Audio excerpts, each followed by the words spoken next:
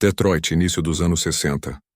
Uma cidade pulsando com aço, gasolina e ambição.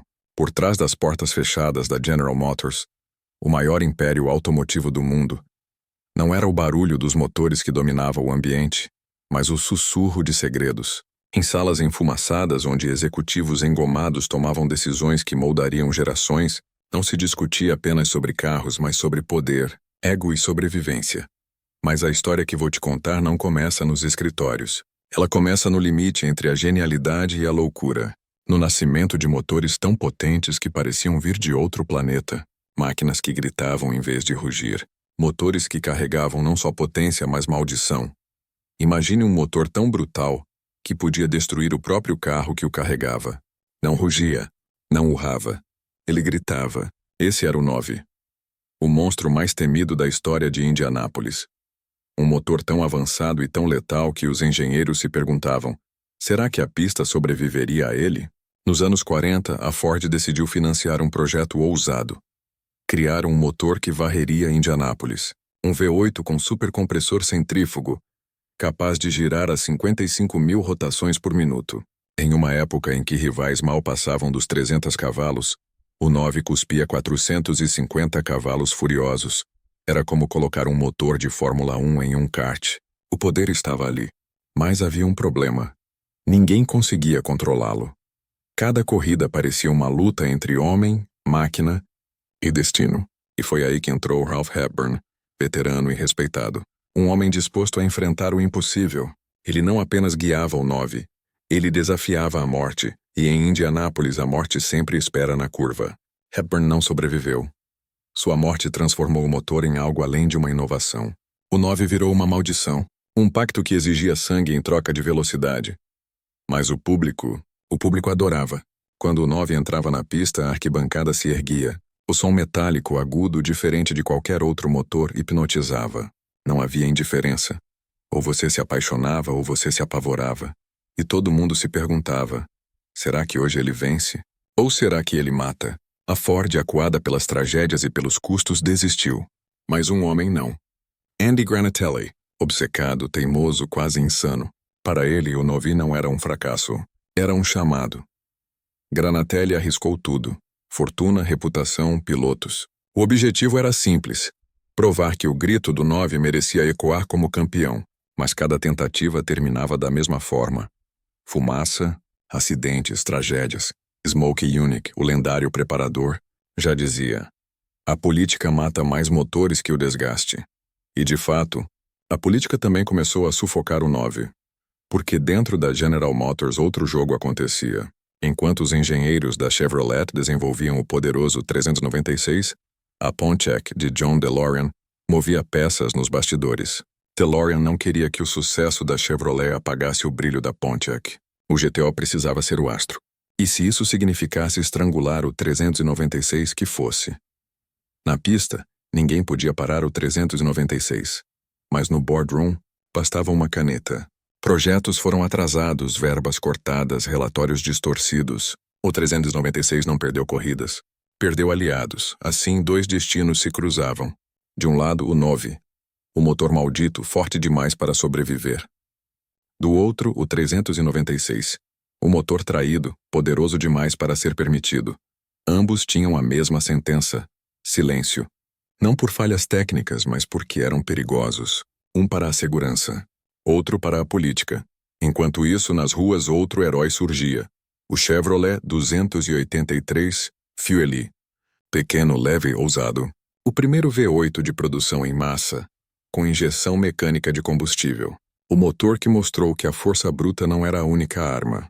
Enquanto o 396 era sufocado e o 9 era temido, o 283 provava que a inovação podia mudar o jogo. O contraste era brutal. O 283 representava o futuro que chegava devagar. O 396, o presente enterrado vivo. O 9, o passado assombrado. Mas todos tinham algo em comum. Nenhum deles foi derrotado nas pistas. Eles foram vítimas de algo muito maior. Foram vítimas do medo. O medo de que o 9 fosse incontrolável demais. O medo de que o 396 fosse dominante demais. O medo de que a Chevrolet sufocasse a Pontiac. O medo de que a inovação viesse rápido demais para o público aceitar. E assim, Em corredores escuros de fábricas e salas de reuniões, o futuro do automobilismo era decidido não pelo ronco dos motores, mas pelo som seco de canetas assinando papéis. A cada decisão, uma vitória era negada. A cada corte de verba, uma lenda era sufocada. A cada manobra política, uma parte da história automotiva era reescrita. Granatelli não desistia. Em 1964, trouxe o 9 de volta mais forte e mais refinado, mas a história parecia condenada a se repetir. Acidentes, desistências, derrotas inexplicáveis. Ainda assim, o público vibrava. Era como assistir a um gladiador condenado a entrar na arena. Você sabia que ele não sairia vivo, mas não conseguia desviar os olhos. Enquanto isso, a Pontiac triunfava com o GTO, pintando-se como rebelde, ousada, a marca que falava com os jovens. E John DeLorean se tornava quase um popstar, o gênio que desafiava o sistema. Mas poucos sabiam que parte desse brilho vinha da sombra lançada sobre a Chevrolet. Na verdade, essa era a grande ironia. Os motores mais lendários da era, o 9, o 396 e até o Fuel 283, não foram definidos apenas por cilindros, carburadores ou válvulas. Foram definidos por medos, egos e conspirações. E talvez por isso o mito sobreviva até hoje. Dizem que em 1982, nos bastidores, um último protótipo 9 foi testado em segredo. Mais de 1000 cavalos em um tempo em que carros de rua mal passavam de 200. Um motor tão insano que poderia ter quebrado todos os recordes, ou todos os ossos. Mas ele nunca chegou às pistas. Foi desmontado, enterrado em silêncio, como se nunca tivesse existido. E a pergunta ecoa até hoje. Será que o mundo não estava pronto para esses motores?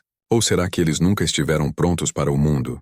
O grito do 9, o silêncio do 396, o sussurro do Fuel. 3 histórias diferentes. 3 destinos iguais. Nenhum derrotado pela concorrência. Todos traídos pelo próprio sistema. Mas essa não é a última vez que o poder, a política e o medo se cruzariam na história dos motores. Pelo contrário, isso foi apenas o começo. O peso da história automotiva não está apenas nos motores que venceram corridas. Está sobretudo naqueles que foram silenciados. Porque cada motor que nunca pôde mostrar seu verdadeiro potencial representa não apenas uma derrota técnica, mas uma derrota da ousadia humana. O 9 foi mais do que um motor. Foi um aviso. Potência sem controle pode se tornar um grito de morte. O 396 foi mais do que um Big Block. Foi a prova de que política e egos internos podem enterrar até o mais promissor dos projetos. E o 283 Fuel foi mais do que inovação. Ele mostrou que o futuro nem sempre chega com explosões, mas com passos calculados, mesmo que à sombra de gigantes silenciados. No fundo, o público nunca soube da verdadeira dimensão desses dramas.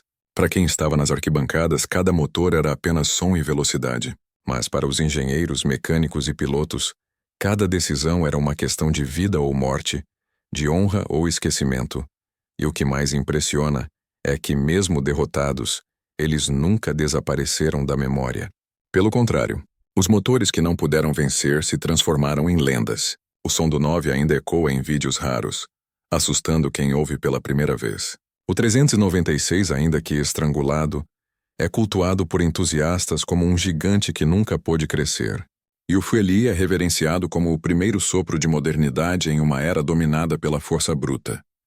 O que esses motores têm em comum é que todos foram vítimas do mesmo inimigo invisível: o medo.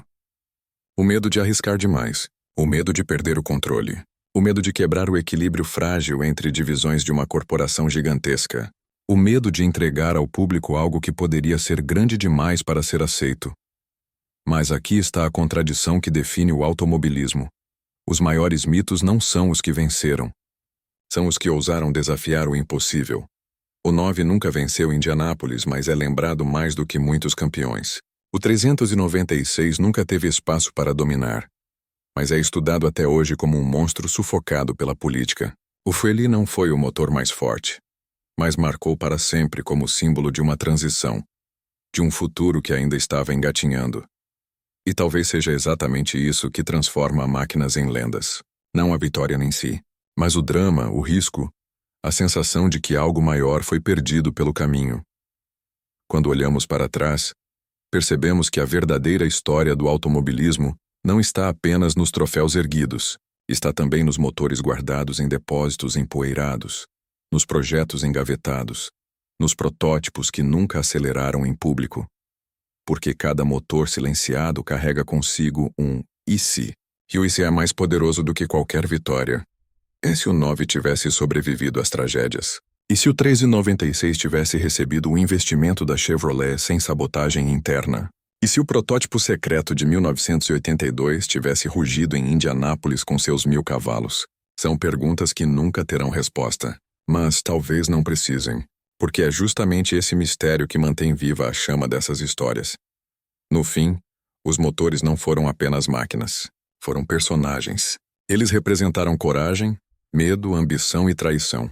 E como todo bom personagem trágico, não precisaram vencer para serem eternos. Hoje, quando ouvimos o rugido de um muscle car clássico, ou vemos um vídeo granulado de Indianápolis nos anos 40, sentimos algo diferente. Não é só nostalgia, é respeito, é a consciência de que estamos diante de fantasmas que ainda vivem na memória coletiva.